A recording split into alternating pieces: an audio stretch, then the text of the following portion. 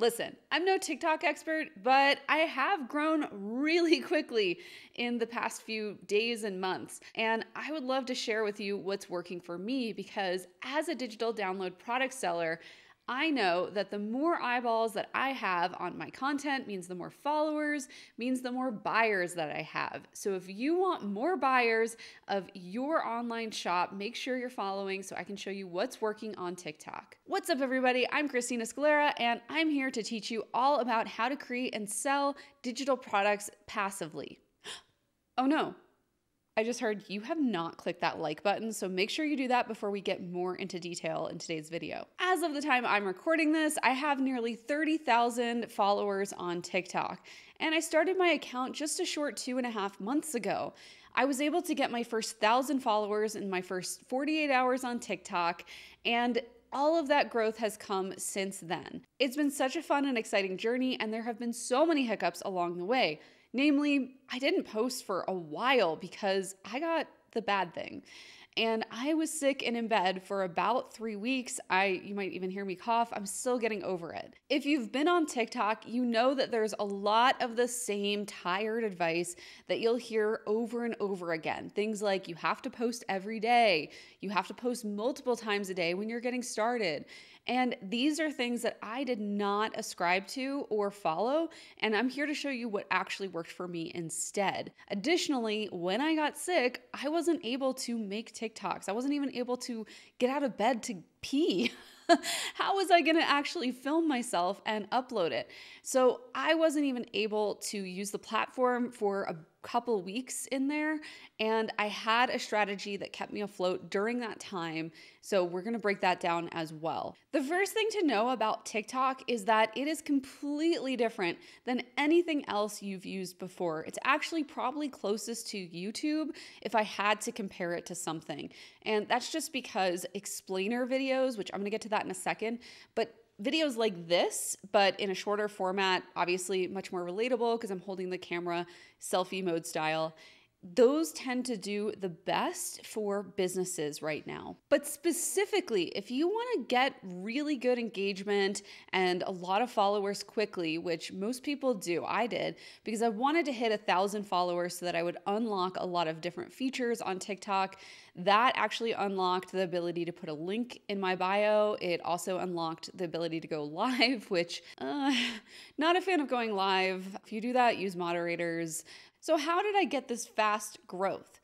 Well, the first thing that I did was I created series posts when I was just getting started. Like if you scroll back to the very beginning of my channel, you'll see a part 1, 2, 3 type series post where I broke a bigger topic down into smaller bite-sized videos and made sure I labeled them as such. When my TikTok was new, this was super helpful because it gave someone a reason to follow me because they knew that if it was a part 1 or a part 2, there was likely going to be a part 3, 4, etc. And they wanted to follow me to follow up and see what those further parts were. Think about what you sell as far as digital products go and a topic that relates to that you're very passionate about that you could do a longer type series on. And remember, these videos are short, like 30 seconds, 60-second type videos. There isn't that much to say, and that's kind of the point of the series.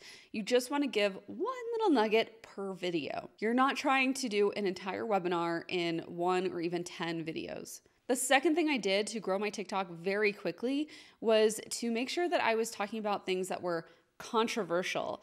And I say controversial in air quotes because it's not like I was talking about deep-rooted political or societal issues. I was talking about controversies within my industry. So for example, I talked about Etsy and why Etsy is not the best place to sell your digital download products. In fact, it inspired a video here on this channel, so I'll link to that below so you can check that one out. But because so many people are very invested in Etsy, both there's, coaches and things like that, and then also the people that are already selling on Etsy that don't really want to be proven wrong, that like they made a mistake, which I think it's a mistake. They don't. But I talked about that openly on my TikTok channel, and that is my most watched video with almost 500,000 plays at this point. Now you know what to post, but what about how frequently you should post? I definitely agree with the fact that if you post more as you're getting your channel started, you will gain more followers more quickly. But it's not because of the reason that everybody on TikTok says. It's simply a numbers game.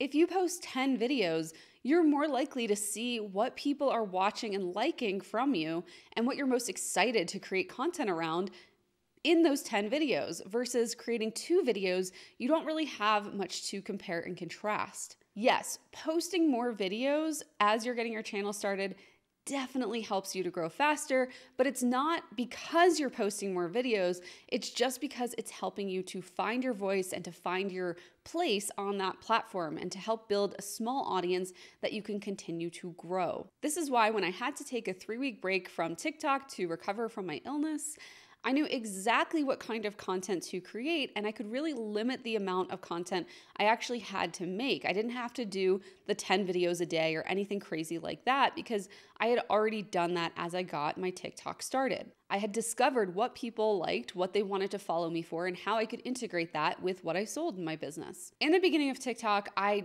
didn't follow any set schedule. It was just like as soon as I had another idea, I was posting it. And so I was posting sometimes 3 videos a day, sometimes 1 video a day, oftentimes more than 6 videos a day as I got started. And again, simply to find my voice and my footing on TikTok. Sometimes videos would be posted one right after the other. Sometimes I'd wait a couple hours, but either way, I don't think it really helped or hurt depending on what time I posted because everything shows up in the For You page at different times. Now, what did help me was coming up with the right caption with hashtags. That really helped me to show up in front of the right users who were going to engage and like and follow on my content. Remember in the beginning of this video when I said that TikTok is not like anything else? It's because it's a video search engine. And while YouTube does have some aspects of that, TikTok, it's even more hyper-focused, which means that if you are serving graphic designers, then you definitely want to make sure that you are using hashtags that a graphic designer would use. Now, this is different than the way that you use hashtags on Instagram, because on Instagram, there's typically already pre-made hashtags that people are following. You'll see it like when you type a little hashtag, it says XYZ is following this. But in TikTok, it's so different because these are more like keywords or SEO terms that you would see in a blog post than the way that Instagram uses hashtags. That's why if you go to my TikTok, you're gonna see a lot of hashtags that are things like how to start an online business or how to start an online business 2022 if it's a really crowded hashtag.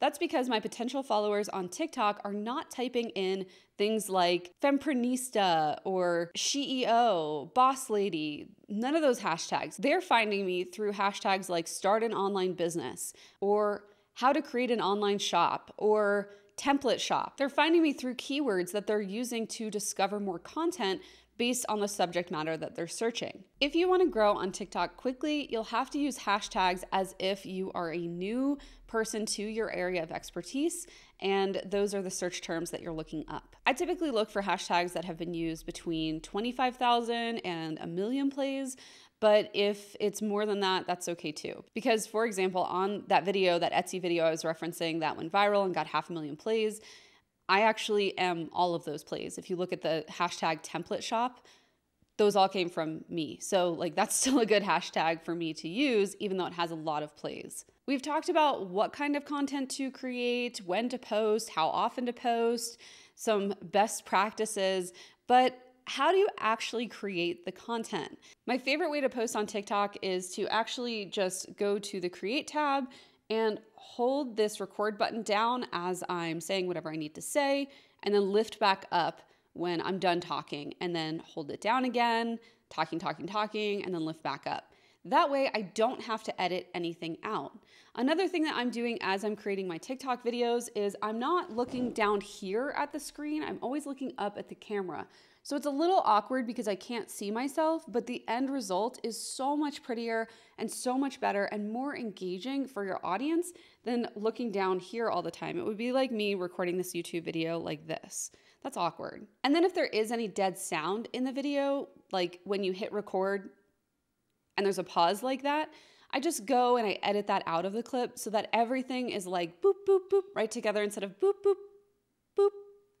We don't want to have any of that dead noise in your TikTok video because it will disinterest your viewers and they will not follow you. And that's how I record all of my videos. I don't do any trends or lip syncing or anything like that.